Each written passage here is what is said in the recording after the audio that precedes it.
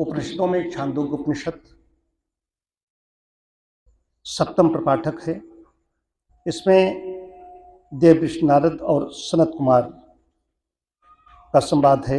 एक बार सनत कुमार अर्थात सदा कुमार रहने वाले ऋषि के पास नारद मुनि पहुँचे और उनसे कहा, भगवान मुझे ज्ञान दीजिए।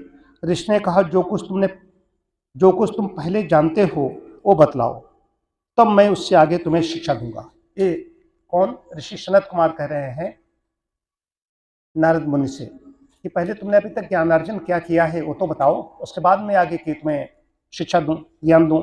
अब बता रहे हैं, मुनि बोल रहे हैं नारद मुनि। नारद ने कहा, भगवान मैंने ऋग्वेद पढ़ा है और यजुर्वेद, सामवेद, चौथा अथर्वण, पांचवा इतिहास पुराण, वेदों के वेद अर्थात जिससे वेद स्पष्ट हो जाते हैं, वित्त, शुश्रूषा विज्ञान, राष्ट्र गणित, दैव विद्या, उत्पात विज्ञान, निधशास्त्र, अर्थशास्त्र, वाकुवाक्य तर्कशास्त्र या कानून, एकायन, नीतिशास्त्र, अर्थशास्त्र, देव विद्या, निरुक्त, ब्रह्म विद्या, ब्रह्म का ज्ञान, भूत विद्या, भौतिकी, रसायन तथा प्राणी शास्त्र, क्षत्र विद्या, धनुर्विद्या, नक्षत्र विद्या, ज्योतिष, सर्फ विद्या, विषयान, देव, जन विद्या, ललित कला, इनको भी पढ़ा है। भगवान ये सब कुछ पढ़कर मैं मंत्रवित हुआ हूं, आत्मवित नहीं हुआ। मुझे शब्द ज्ञान तो हो गया है, आत्मज्ञान नहीं हुआ। हे भगवान, मैंने आप सभी के महात्माओं से सुना है, तरत शोकम आत्मवित। जो आत्मा को जान जाता है वो दुख सागर को तर जाता है। भगवान मैं शोक सागर में डूबा जा रहा हूं, आप मुझे इससे पार उतारिए। ये सुनकर सनत कुमार ने नारद से कहा, तूने, शब्द देखिए क्या कहा, तूने अब तक जो सीखा है वो नाम मात्र है। ऋषि सनत कुमार कह रहे हैं, तूने नारद मुनि से जो सीखा है नाम मात्र है। बताइए क्या रह गया सीखने के लिए? कुछ रह गया? कल्पना कीजिए।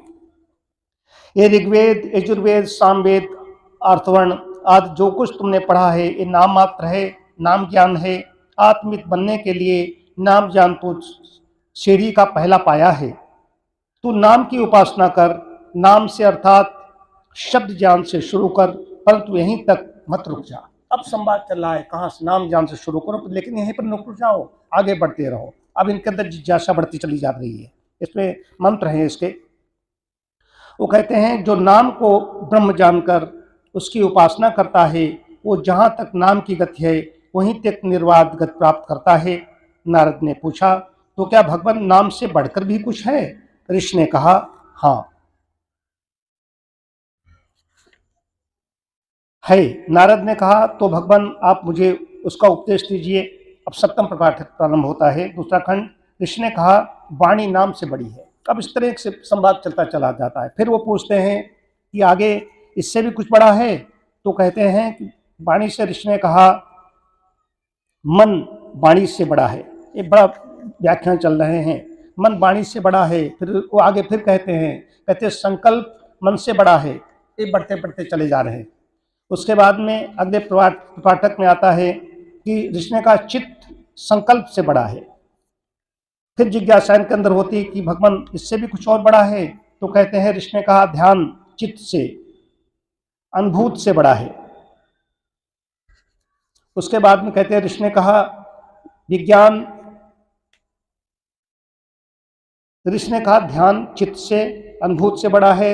ऋषि ने कहा, फिर इन्होंने पूछा आगे कुछ और है? उन्होंने, ऋषि ने कहा, विज्ञान ध्यान से बड़ा है।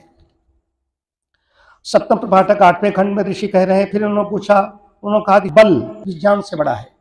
कैसे बड़ा है? इसमें ये भी सिद्ध कर रहे हैं, तो संक्षिप्त बताता चला रहा हूं कि विज्ञान तो मानसिक है। ऋषि ने कहा, बल विज्ञान से बड़ा है। विज्ञान तो मानसिक है, बल शारीरिक, मानसिक, आत्मिक सभी प्रकार का है। फिर आगे पूछते हैं कि बल से भी कुछ बड़ा है? तो ऋषि ने कहा, अन्न बल से बड़ा है। भाई बल कैसे प्राप्त होगा? अन्न से प्राप्त होगा। अन्नो वै ब्रह्म। सप्तम प्रपाठक 10वां खंड में बोल रहे हैं। उनसे कहा इससे, उनका ऋषि ने कहा जल अन्न से बड़े हैं। और पूछा है तो उनका तेज जल से बड़ा है। इस प्रकार चलते जा रहे हैं। उनका इससे और कुछ बड़ा है कि ऋषि ने कहा आकाश तेज से बड़ा है, जल से बड़ा तेज। ऋषि ने कहा तेज जल से बड़ा है, उसके आगे आकाश तेज से बड़ा है। फिर उन्होंने पूछा कि स्मृति आकाश से बड़ी है। सप्तम प्रपाठक 14वां खंड में कह रहे हैं कि आशा स्मृति से बड़ी है। और आगे बढ़ते हैं तो कहते हैं कि प्राण आशा से बड़ा है। इस प्रकार प्राण आशा से बड़ा है।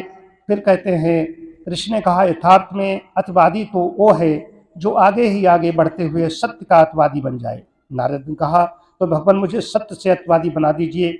ऋषि ने कहा तुझे सत्य के ही जानने की इच्छा करनी चाहिए। नारद ने कहा तो भगवान मुझे सत्य का उपदेश दीजिए। ऋषि ने कहा सत्य वही बोलता है जिसे ज्ञान होता है, जिसे ज्ञान नहीं होता वो सत्य नहीं बोलता। इसलिए तुझे सत्य के लिए ज्ञान की अर्थात विज्ञान के जानने की इच्छा करनी चाहिए। नारद ने कहा तो भगवान मुझे विज्ञान का उपदेश दीजिए। आगे विज्ञान उसी को प्राप्त होता है ये बता रहे हैं जो मनन करता है। जो मनन नहीं करता वो समझता तो भी कुछ नहीं, मनन करने से ही समझता है। इसलिए तुझे मत के जानने की इच्छा करनी चाहिए। नारद का तो भगवान मुझे मत का उपदेश दीजिए। ऋषि ने कहा मत उसी की प्राप्त होती है। इस प्रकार बढ़ते चले जा रहे हैं। फिर श्रद्धा, मत से बड़ी श्रद्धा, श्रद्धा उसी को प्राप्त होती है। निष्ठा उसको प्राप्त होती है। श्रद्धा निष्ठा ये बता रहे हैं। कृति अंत में आते हैं। ऋषि ने कहा ये वही भूमा तत्सुखम, जो भूमा है असीम है, निरतिशय है, महान है, वही सुख है। न अल्पे सुखमस्ति, जो अल्प है, ससीम है, परिमित है, क्षुद्र है, उसमें सुख नहीं है। भूमा ही सुख है। इसलिए भूमा को जानने की इच्छा करनी चाहिए। नारद ने कहा तो भगवान मुझे भूमा का उपदेश दीजिए। ये प्रपाठक चलते चले जा रहे हैं, इसमें चलते चले जा रहे हैं। अंत में वहाँ पर जहाँ पर पहुँचना चाहिए वहाँ पर भूमा रूप को अपने आत्मा में देख लेता है। जो व्यक्ति भूमा रूप को अपने आत्मा में देख लेता है, मान लेता है, जान लेता है, उसे इस बात का प्रत्यक्ष हो जाता है कि आत्मा से ही प्राण का विकास है, आत्मा से ही आशा का जन्म है, आत्मा से ही स्मृति का दबाव है। यहाँ पर आकर के ये पहुँच जाते हैं कि और इस समय भी इन्होंने विश्लेषण किया है। वर्तमान मनोवैज्ञानिक मन के 3 विभाग बताते हैं, ज्ञान, इच्छा, कृति, जिन्हें अंग्रेजी में नोइंग, फीलिंग, बिलिंग कहते हैं। ऋषि ने इस उपाख्यान में मन, संकल्प, चित्त शब्द का इन्हीं तीनों के लिए प्रयोग किया है।